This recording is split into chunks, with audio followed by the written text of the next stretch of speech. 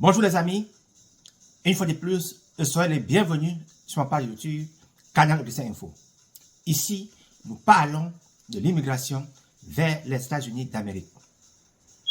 Nous parlons aussi de tout ce qui est axé sur la loterie DV, le visa visiteur, le visa touriste, le visa visiteur et autres. Également, nous vous accompagnons dans votre dossier d'immigration en passant par le service de visa jusqu'à votre intégration dans la société américaine. S'il vous plaît, si c'est votre première fois de tomber sur cette page, veuillez vous abonner et activer la cloche de notification. En passant, moi c'est Augustin, si vous êtes nouveau, s'il vous plaît, quand vous êtes sur cette page, après une vidéo, veuillez liker la vidéo, faites le commentaire et partagez la vidéo à vos proches. Je suppose que vous êtes quelqu'un qui a longtemps rêvé d'aller aux États-Unis d'Amérique. Cette fois-ci, vous avez participé à la loterie américaine, édition 2025. Vous êtes sélectionné et vous attendez votre lettre pour l'interview. Dans ce cas, vous devez vous rassurer que le visa bulletin ayant votre case number est déjà à la une. Thématique de la journée, mise à jour loterie DV 2025 et troisième visa bulletin. S'il vous plaît, si cette thématique vous intéresse, soyez scotché sur cette vidéo jusqu'à la fin. Je commence par dire ceci. Vous faites de la loterie DV, vous êtes sélectionné, mes félicitations, mais tout ne s'arrête pas là-bas. Qu'est-ce que vous faites? Vous avez soumis votre DS. La prochaine étape est d'attendre votre deuxième lettre. Et cela apparaît dans le visa bulletin à la une. Le visa bulletin qu'on attendait le plus, c'était le visa bulletin du mois de décembre. C'est sorti, cela est à la une. Et grand chose est à noter, le tout premier changement est que le visa bulletin du mois de décembre, le troisième visa bulletin, c'est pratiquement la copie du premier visa bulletin, du deuxième visa bulletin dans le cadre de l'Afrique, excepté Égypte, Algérie, Maroc. Premier visa bulletin, l'Afrique était à 15 000. Deuxième visa bulletin, l'Afrique était toujours à 15 000. Rien n'avait bougé pendant un mois. Pendant un mois, il n'y avait aucun mouvement. Troisième visa bulletin, à la grande surprise, l'Afrique reste toujours à 15 000.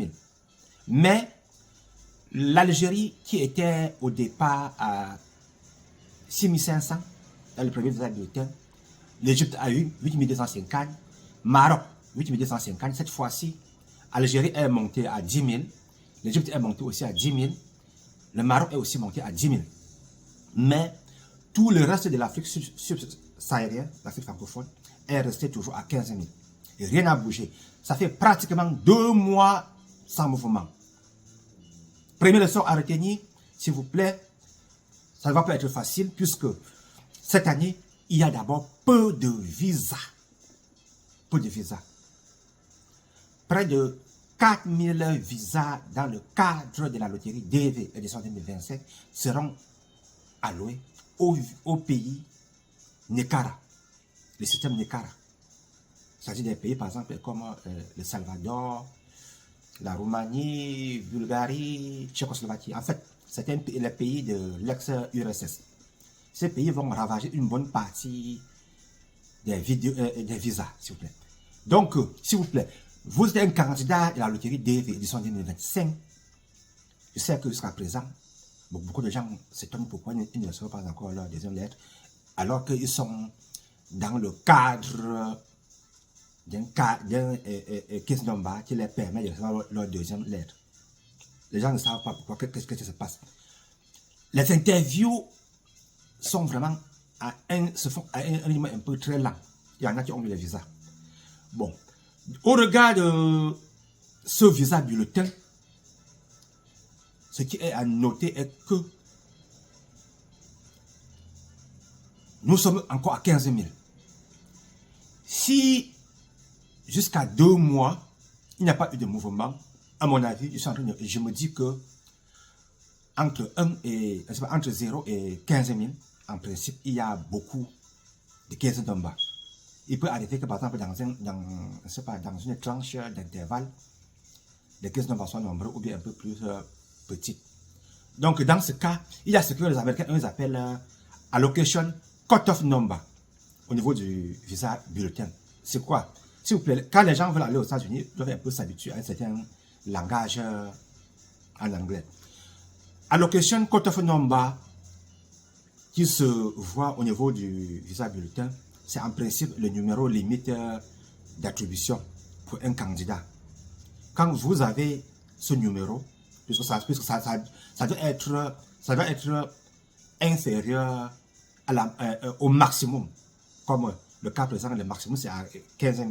Si par exemple votre case number est dans la zone en question, ça veut déjà dire qu'en principe, il y a déjà un visa disponible pour vous qui êtes candidat, mais seulement si votre case number est inférieur à 15 000. La limite ici là est à 15 000.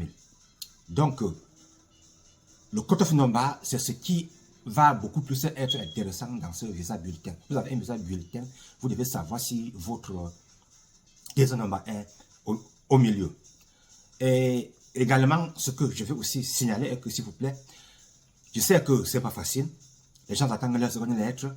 C'est ça qui est plus important. Mais, pour le moment, tous n'auront pas encore de seconde lettre, puisqu'il y a par exemple des candidats qui ont soumis leur seconde lettre, leur erreur, je me corrige. Beaucoup de candidats ont soumis leur DS 260 avec beaucoup de retard. Même jusqu'à présent, nous sommes pratiquement au mois d'octobre. Il y a toujours des candidats qui n'ont pas encore soumis leur DS.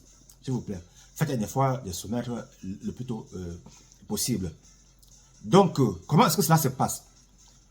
Vous attendez votre seconde lettre, c'est très bon pour aller à l'interview, c'est bon. Mais, ça ne va pas toujours être facile, puisque certains gens remplissent les DS avec les fautes. Là, alors, au niveau du KCC, cela retarde le traitement de votre dossier. Il y a par exemple des cas, il y a des gens qui remplissent les DS et ils ne sont même pas dans la qualification. Mais ils remplissent toujours quand même. Bon. Maintenant aussi, s'il vous plaît, sachez ceci. Les gens qui font les DS, ils mentent là. Dans beaucoup de cas, on vous attrape à l'interview. J'ai vu un candidat qui est parti à l'interview, ayant rempli du DS avec du mensonge. Arrivé à l'interview, le candidat en question ne remplissait pas les critères d'éligibilité. Faites attention. Vous avez votre DS. Faites-vous accompagner par exemple, par les services d'un coach. Faites-vous accompagner par quelqu'un habilité de remplir la DS minutieusement. J'ai vu dernièrement, j'ai eu à corriger une DS. Quelqu'un remplit une DS, certaines expressions à certains endroits en français, aussi à certains endroits en anglais. S'il vous plaît, au KCC, la langue du travail, c'est de l'anglais. Si vous faites du franc-anglais, le travail, l'employé du KCC qui sera en train de traiter votre dossier sera dans beaucoup de cas perdu. Dans beaucoup de cas, votre dossier peut facilement avoir beaucoup de retard. Parfois, on peut me mettre à côté parce qu'on ne sait pas ce que vous avez appris, ce que vous avez écrit dans votre DS. Bon. Également, vous attendez votre DS, s'il vous plaît. Rassurez-vous que le email que vous avez utilisé en soumettant votre DS, que vous ayez l'accès à cette adresse email. Vous devez connaître le mot de passe. J'ai vu par exemple un candidat qui dit que j'ai rempli ma DS, je ne connais plus l'email adresse que j'ai utilisé. L'autre dit, j'ai oublié le mot de passe. S'il vous plaît, vous remplissez votre DS, faites la copie. Faites la copie. Si vous ne pouvez pas imprimer, s'il vous plaît, prenez même votre téléphone, vous filmez. Ça permet que vous ne pouvez pas vous perdre au niveau de l'adresse email que vous avez utilisée, parce qu'il y a des gens qui ont 2, 3, 4, 5 adresses email. Souvent, ça crée un peu la confusion. Vous attendez votre seconde lettre, s'il vous plaît. Vérifiez votre adresse email matin, midi, le soir, très tôt le matin. Vous avez votre seconde lettre appelez directement le service médical habilité à faire le dossier médical dans votre pays. Quand vous appelez, vous prenez votre rendez-vous, vous demandez combien est-ce que ça coûte comme montant. Vous demandez aussi également ce qu'il faut apprêter. En principe, pour partir, vous devez apprêter votre page de soumission de DS 960, votre lettre d'interview, votre passeport. Il faut aussi avoir le carnet jaune, puisqu'en principe, pourquoi je parle de carnet jaune? Quand vous partez à la visite médicale, vous avez besoin de l'historique de votre vaccin. Cela est très important. Quand vous arrivez au niveau de l'examen, le médecin aura à savoir les vaccins auxquels vous avez déjà eu affaire. Et puis, à partir de cela, il aura maintenant à vous faire des vaccins additionnels. C'est pour ça que vous payez. Mais pour la visite médicale, s'il y a une maladie sur vous, sachez que vous auriez à débourser une somme de plus pour que l'on vous soigne. S'il vous plaît, vous partez à l'interview de la loterie DV édition 2025.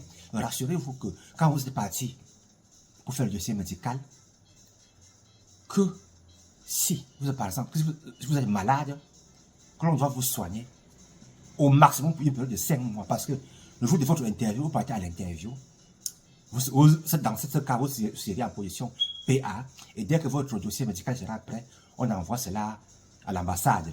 Mais si vous durez trop en position PA, déjà à 5 mois et demi, on aura à vous demander de refaire encore votre dossier médical. Parce que quand vous faites le dossier médical, le jour-là est le premier jour de validité de votre visa.